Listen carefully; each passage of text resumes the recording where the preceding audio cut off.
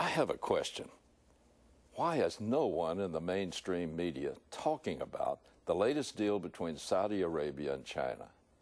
In case you haven't heard, the Saudis recently offered to guarantee China unlimited oil until 2035 in exchange for Chinese off-the-shelf nuclear missiles.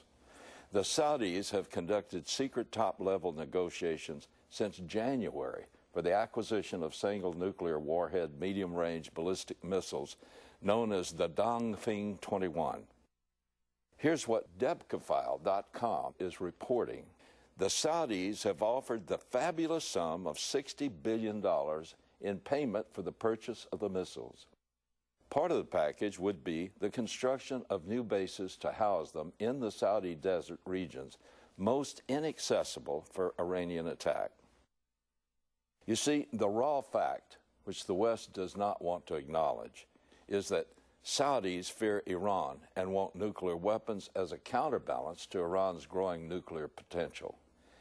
And there is nothing the West can do to stop it. The Saudis have the oil, the Chinese want the oil. We don't really have much to bring to the bargaining table. Debkafile goes on to report, the Saudis also put on the table as part of the price a long-term commitment to cover all China's oil needs until the year 2035, no matter what happens in the interim, and irrespective even of an oil crisis besetting the desert kingdom. Never before has any oil-producing country offered such terms, least of all the world's largest oil exporter. In effect, Gulf sources point out Riyadh agreed to open its oil fields to partial Chinese control for the sake of gaining nuclear missiles. But this is what Israel has been warning the West about for years now. The Israelis have said that if we stand by and allow Iran to acquire nuclear weapons, it will not only pose a direct threat to Israel, but it will force other nations in the Middle East to acquire nuclear weapons for their own self-defense. It will ignite an arms race in a rough neighborhood.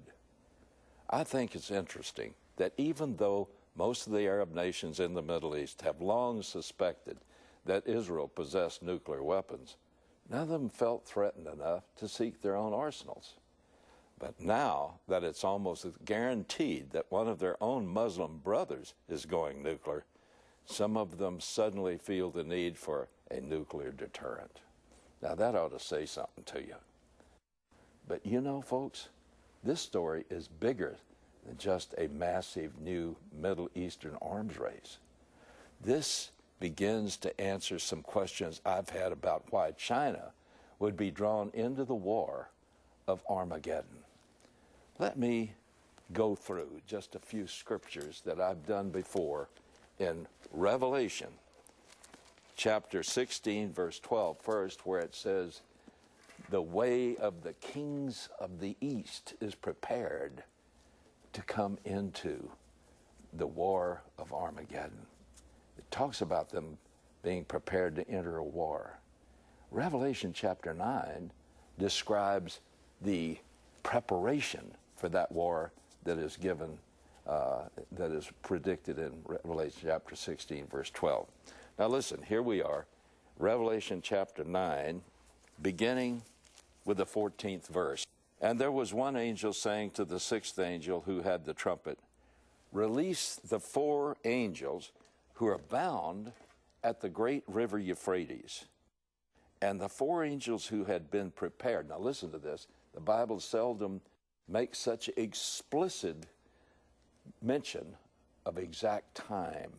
It says these four angels had been prepared for the hour, the day, the month, and the year, and were released so that they might kill a third of mankind. You know, it's something that is very clearly taught in the Bible that demons are very territorial. And apparently these were four archons, the mightiest of all of the fallen angels that we call demons. The Bible calls them demons. the four mightiest that apparently stood guard over the Middle East and the entrance into Asia, they were bound so that they couldn't cause a great conflict between the East and the West that would annihilate the human race. So they were bound and kept until the hour, the day, the month, and the year that God's restraint of them is going to be taken away. And what do they immediately do? They cause a launch of death that will kill a third of the population of the earth. Now listen further. It says, and the number of the armies of the horsemen was 200 million, and I heard the number of them. Now, once again, here's something unusual in the scripture. He makes sure that you understand. He heard correctly. There's going to be an army cross the great river Euphrates from the Orient of 200 million. And they're called riders. And then, this is something that's always confounded students of prophecy, because it goes on to say that they are riders of horses. It says, and this is how I saw in the vision the horses and those who sat on them. The riders had breastplates, the color of fire and of hyacinths and of brimstone, and the heads of the horses are like the heads of lions, and out of their mouth proceeds fire and smoke and brimstone. Now, there's something you have to understand here. John was a first century writer under the inspiration of God, but he had to write out of his own experience of what he had seen. Now, he is seeing weapons that no man had ever heard of or seen or dreamed of back in the first century. And he describes them as horses. Now, that isn't a strange phenomenon, because that was the most mobile thing he knew. It's like, for instance, the American Indians. When they first saw a locomotive come across the plains, what did they call it? An iron horse.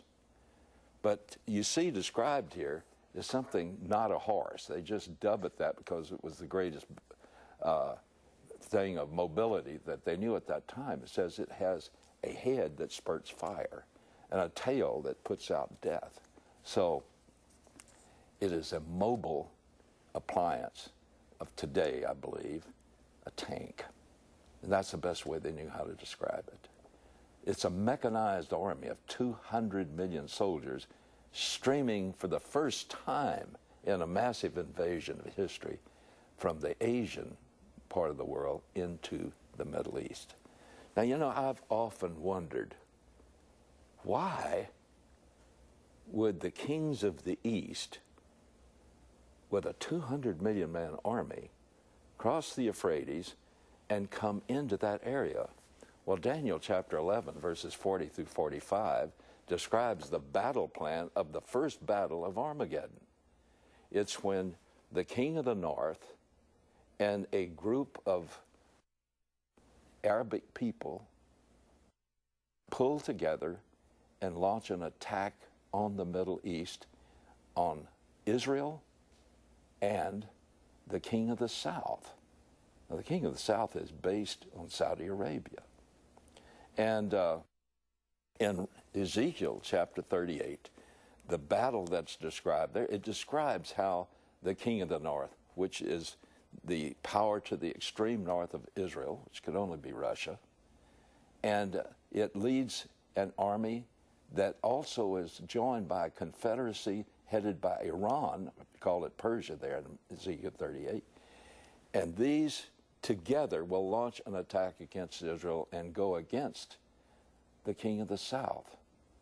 And that is described by the ancestors that make up the Saudi Arabian people. Now, they come into this battle. Why do they come in? Well, you know, I've always said there'd have to be a logical reason for them to launch an attack on this force that comes led by Russia and Iran into the Middle East. Well, until the year 2035, Saudi Arabia is guaranteeing China all the oil they can use, no matter what happens. And they will even have Chinese troops to help guard the missile sites that they're going to get from China. So this means that now China, and probably his allies, because it says kings plural of the East, sees their oil threatened. And so that is the motive for bringing this massive 200 million man army from Asia in to attack this force led by Gog of Magog, the Russian-led Iranian confederacy of Muslim nations with them, that launch an attack and threaten their oil supply. Folks, I believe that this may be answering a question I've had for all these years. It's logical, and now it's on paper, that there's a treaty being formed that gives every reason why the kings of the East will invade the Middle East after they invade Israel and threaten the oil sources that were guaranteed to them. It's getting close, folks. I believe it's guaranteed the year 2035. I believe Jesus is coming for the church before that, because I think this is going to happen long before 2035. Think about that for a moment.